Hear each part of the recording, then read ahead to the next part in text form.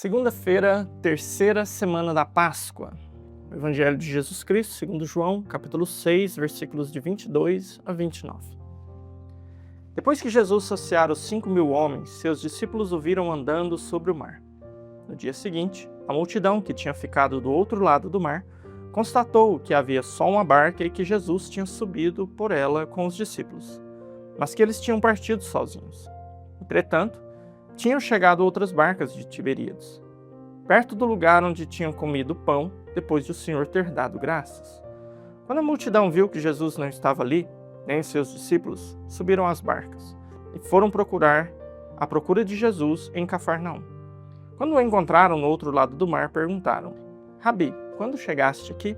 Jesus respondeu: em verdade eu vos digo, estáis me procurando não porque vistes sinais, mas porque comestes pão e ficastes satisfeitos. Esforçai-vos não pelo alimento que se perde, mas pelo alimento que permanece, até a vida eterna, e que o Filho do Homem vos dará. Pois este é quem o Pai marcou com seu selo. Então perguntaram: que devemos fazer para realizar as obras de Deus? Jesus respondeu: a obra de Deus é que acrediteis naquele que ele enviou. Meus irmãos e irmãs, na sexta-feira nós passamos a ouvir o capítulo 6 do Evangelho de São João, na sexta-feira última. Nós saímos daquele bloco do capítulo 3, que era aquele diálogo de Jesus com Nicodemos sobre o nascer de novo, o batismo. E agora passamos para o bloco do capítulo 6, que é o discurso do pão da vida, que vem depois da multiplicação dos pães.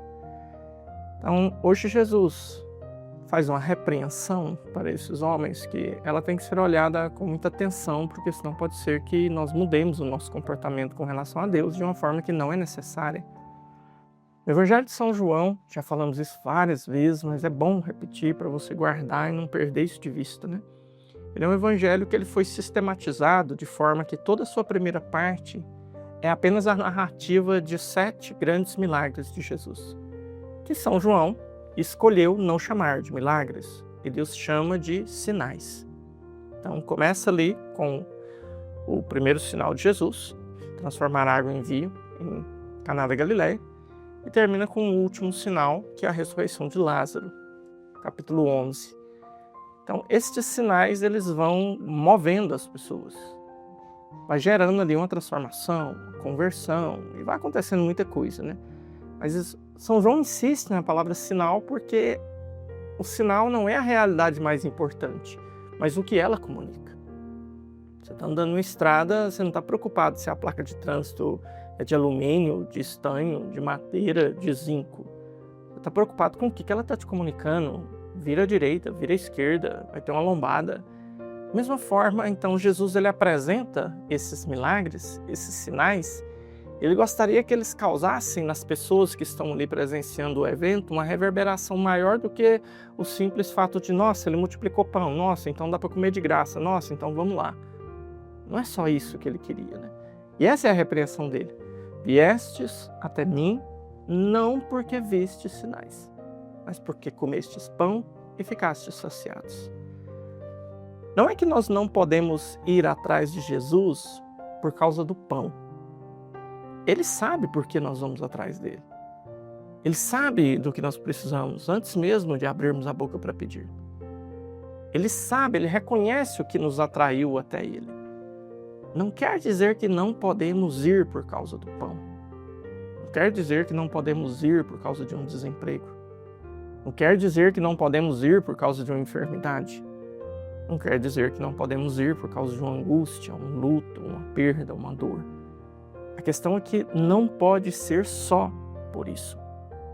Então, se Jesus não quisesse envolver-nos na questão daquilo que nos apetece, ele não teria feito milagres nessa dimensão, mas ele fez. Fez milagres para saciar a fome de um povo, para curar uma enfermidade, para ressuscitar um defunto.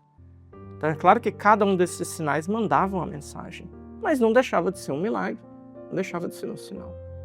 Então, por isso hoje é importante que nós então sejamos capazes de rever o que nos leva até Jesus, o que nos atrai ele.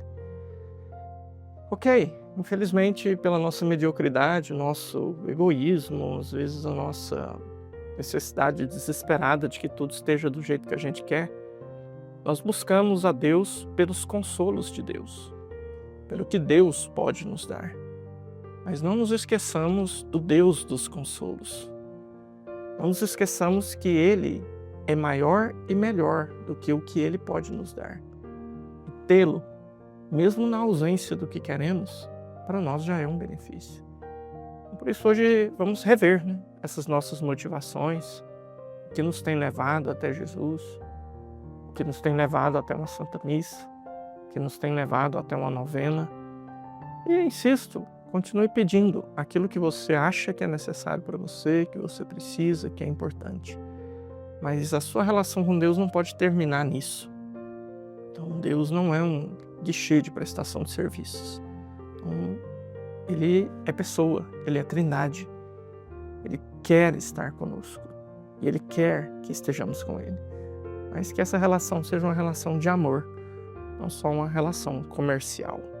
Então, que Deus nos dê a graça de olhá-lo e enxergá-lo como Ele é, tratá-lo pelo que Ele merece. Deus te abençoe.